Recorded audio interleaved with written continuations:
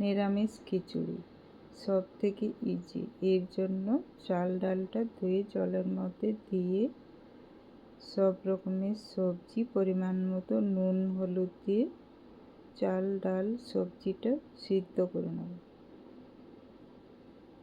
এরপর টমেটো আদা কাঁচা লঙ্কা বাটা,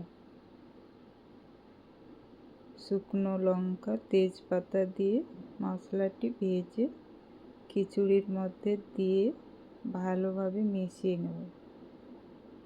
সব সবজি চাল ডাল সিদ্ধ হয়ে গেলে ভাজা মশলার গুঁড়ো দিয়ে নেড়ে চেড়ে মিশিয়ে 1 চামচ ঘি দিয়ে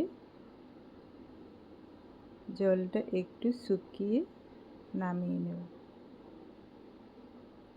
খুব সহজেই নিরামিষ খিচুড়ি রেডি।